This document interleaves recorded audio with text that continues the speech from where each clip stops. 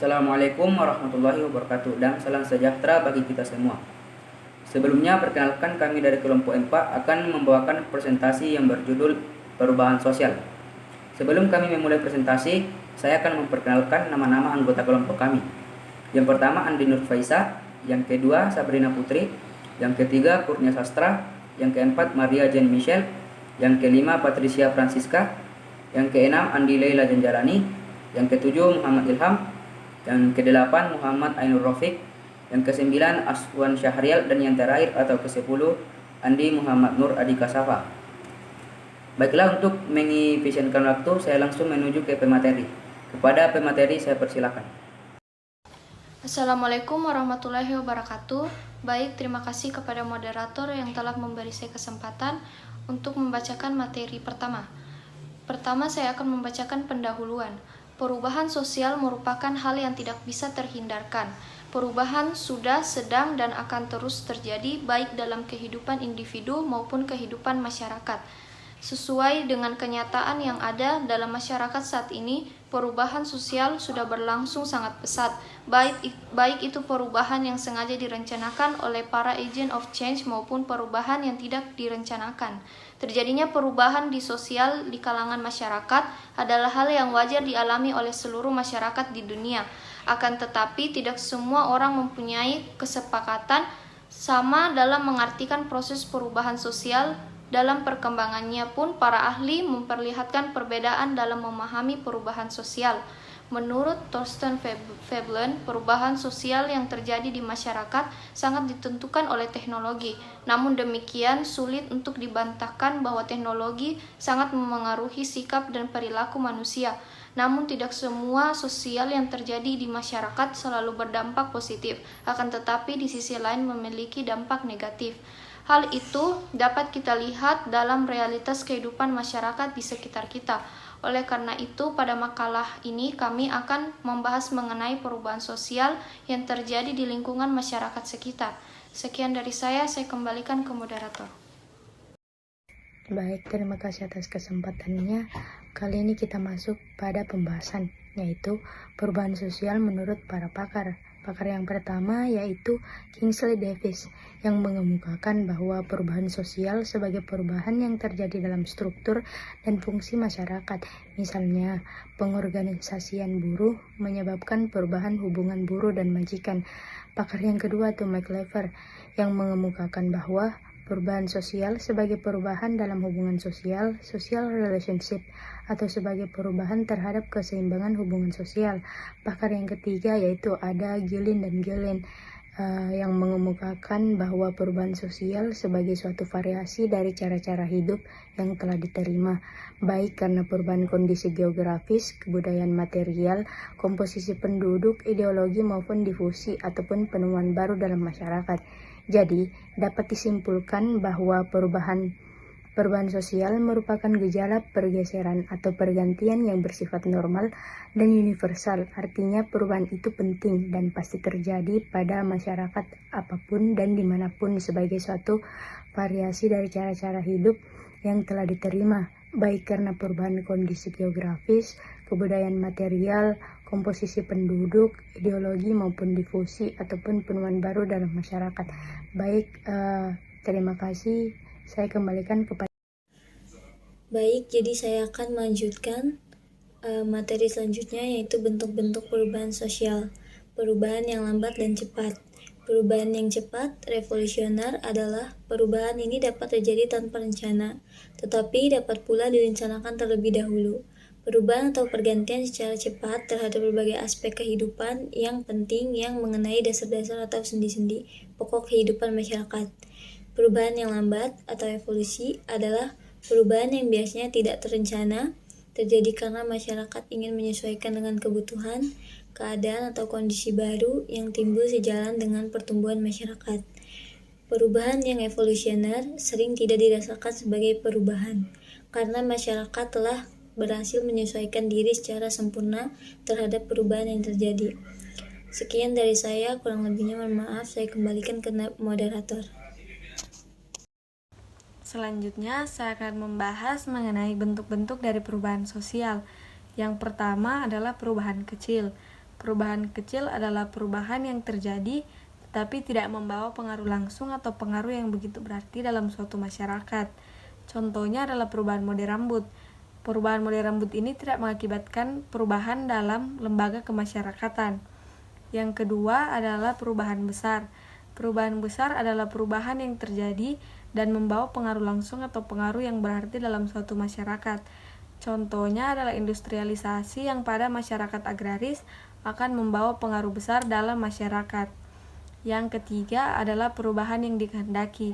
Perubahan yang dikehendaki adalah perubahan yang direncanakan terlebih dahulu oleh pihak yang menginginkan perubahan dalam masyarakat atau agent of change. Ini bisa dari seorang maupun institusi swasta maupun pemerintah. Perencanaan perubahan masyarakat ini biasa disebut juga social engineering. Dan yang terakhir adalah perubahan yang tidak dikehendaki. Perubahan yang tidak dikehendaki adalah perubahan yang terjadi di luar jangkauan pengawasan masyarakat dan dapat menimbulkan akibat-akibat sosial yang tidak diharapkan oleh masyarakat itu sendiri. Akibat yang ditimbulkan ini kebanyakan adalah akibat yang berdampak negatif. Terima kasih atas kesempatan yang telah diberikan. Saya akan menjelaskan materi mengenai faktor penyebab terjadinya perubahan dari dalam. Yang pertama itu bertambah atau berkurangnya jumlah penduduk dalam jumlah banyak dan dalam waktu yang singkat. Perubahan ini menyebabkan perubahan dalam struktur dan lembaga kemasyarakatan seperti pembagian kerja, stratifikasi sosial, dan lain-lain. Yang kedua, penemuan-penemuan baru. Proses ini meliputi suatu penemuan baru, adanya unsur kebudayaan baru yang tersebar ke lain bagian masyarakat, dan cara-cara unsur kebudayaan diterima, dipelajari, dan akhirnya dipakai oleh masyarakat. Yang terakhir, pertentangan konflik di kalangan masyarakat. Pertentangan bisa terjadi antara individu, kelompok, atau kelompok dengan individu. Sekian dari saya kembalikan ke moderator. Assalamualaikum warahmatullahi wabarakatuh. Baik, terima kasih atas kesempatan yang telah diberikan kepada saya. Saya akan melanjutkan pemaparan materi dari faktor penyebab terjadinya perubahan. Tadi telah dijelaskan perubahan penyebabnya dari dalam, sekarang yaitu penyebab dari luar.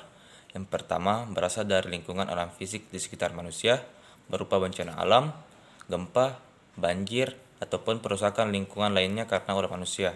Yang kedua itu karena peperangan. Yang ketiga karena kebudayaan masyarakat lain atau karena faktor masyarakat lain di luar masyarakat yang bersangkutan. Perubahan dengan cara demikian disebut dengan akulturasi. Baik, terima kasih. Demikian dari saya kembalikan kepada moderator.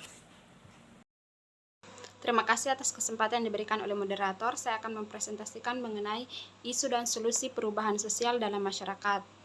Dalam kehidupan masyarakat sekarang, perubahan sosial sangat tidak asing bagi kita semua, yaitu terjadinya modernisasi dan globalisasi, yang pada masa sekarang sangat mempengaruhi cara berpakaian masyarakat dengan memakai pakaian kebarat-baratan atau mengikuti tren zaman sekarang.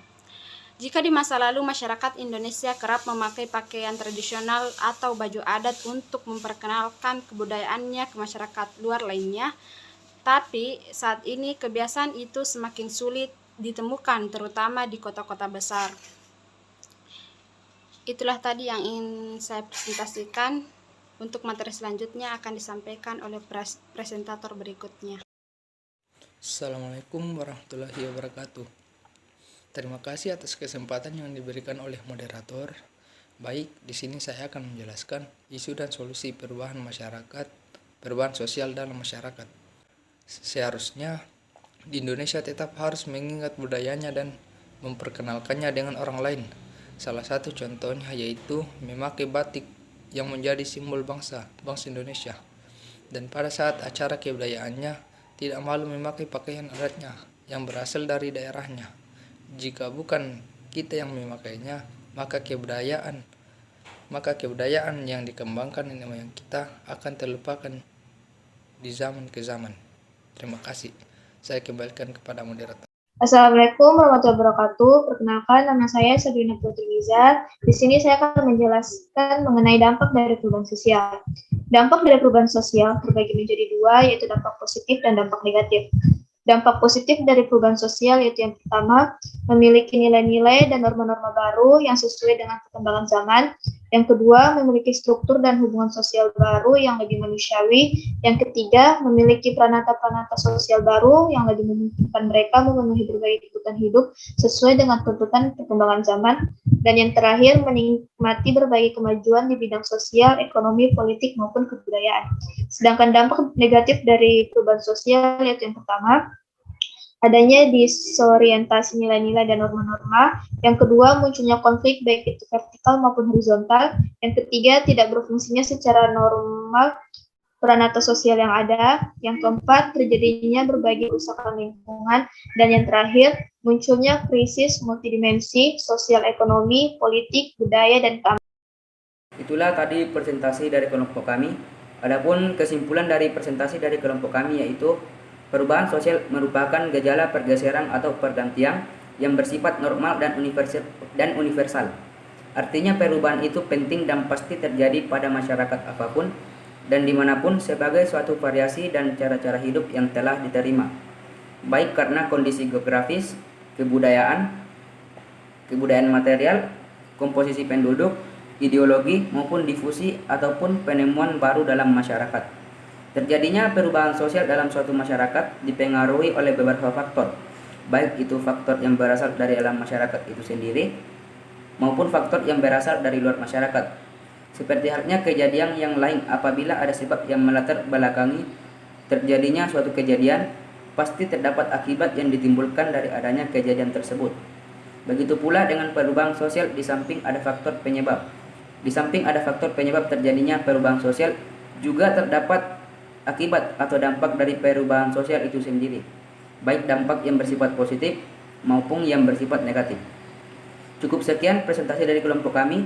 Lebih dan kurangnya mohon dimaafkan dan terima kasih kepada teman-teman sekalian atas partisipasinya.